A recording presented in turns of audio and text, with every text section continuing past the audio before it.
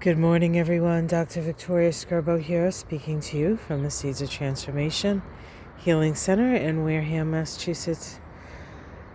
Good morning, everyone. It is Sunday, October 3rd, or if you're in Australia, you could already be listening to this on Monday the 4th. So the moon is in Virgo. It moved into Virgo at about 4 o'clock in the morning here on the east coast of the U.S.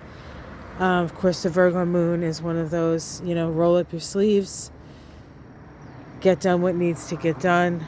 Personally, I like when the moon goes into Virgo because it's that one day in the month, or actually that 2.5 days in the month that I feel like cleaning and tidying up my house would be the best idea ever. Let's hope the spirit, hi bunny. Let's hope the spirit moves me this month. So the first thing I saw this morning was that little bunny hopping around my yard. And bunnies are symbols of magic and mystery and abundance, actually, and fertility. So I'm going with it. So today there are two things happening of note. One is an opposition between the Sun and Chiron. Remember, on the 1st, we had that opposition between Mars and Chiron.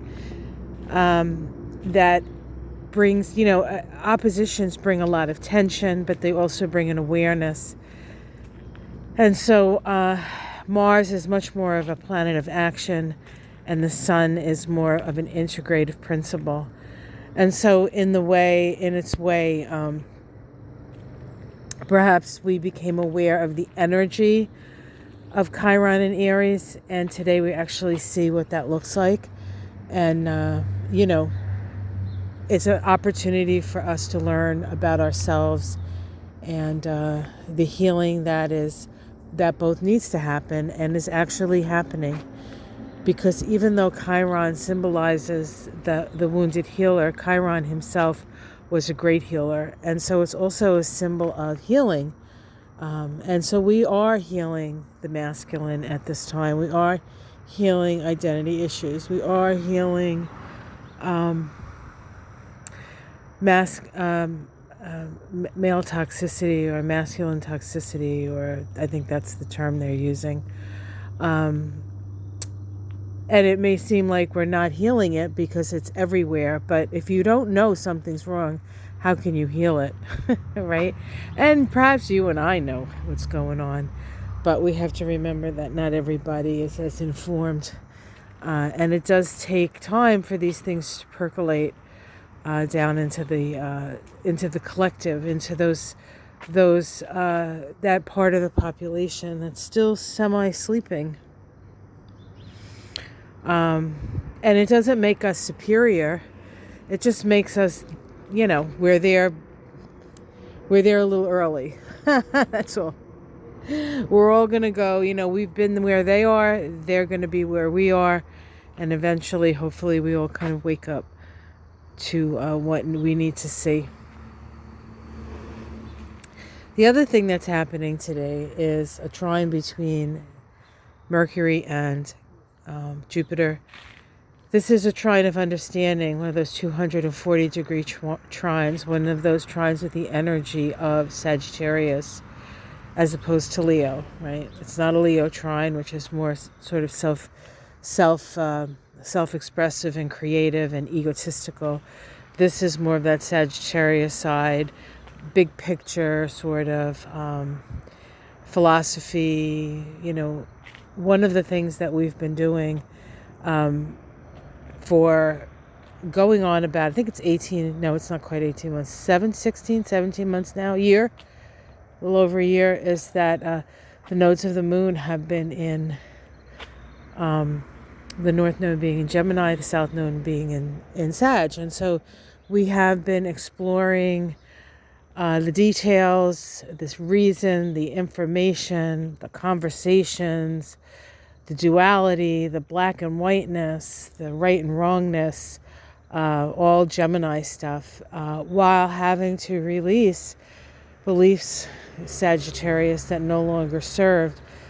But we don't get beliefs unless we have information. And so this process is also a process of coming to some new belief systems, or just some new awareness around, perhaps if your previous beliefs were faulty, and not all of them are, and some people are more sure of themselves than ever, and that God bless them. That's what I say. I find the older I get, the less sure of stuff I am, except for the fact that ultimately I think it's all going to work out, quite frankly. It's going to work out as it works out, and we have to deal with what that means in our lives. So, all right. So this trine between Mercury and Jupiter is the second of three. The first one we had on that very powerful full moon in Pisces. Remember that one? Yeah, that's when we had the first trine between Jupiter and Mercury.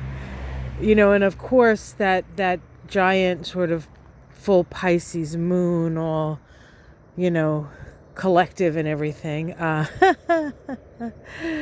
gave us a lot of fodder to consider. Now we have Mercury retrograde, and we have the same trine, and we're really just trying to figure out from the inside out what it is that we're relating to, what it is that we need to change in our relationships, what is valuable within our relationships, and our ability to communicate within them, right? And then the third one, once Mercury goes direct, is going to be on November 1st. So we're still gathering really information that will aid us in how best to move forward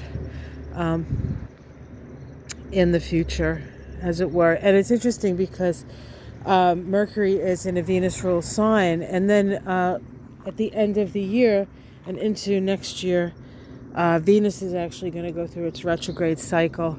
It's going to go through its retrograde cycle in Capricorn. So there's going to be a lot of reevaluation and rethinking of values. So we have quite a bit ahead of us, but it's okay. We're, like I say, almost, well, as often as I can manage. We are in this together. And sorry about that. I had a mosquito on my leg. Yeah, it's a nice morning. It's kind of chill, but the mosquitoes are still out. It's not quite cold enough for them not to be out. We're going to do this together, folks. Like it or not. So we might as well be of aid to one another, right? Okay, guys. Have yourself a great day. Like and subscribe. Much love to you all. Bye.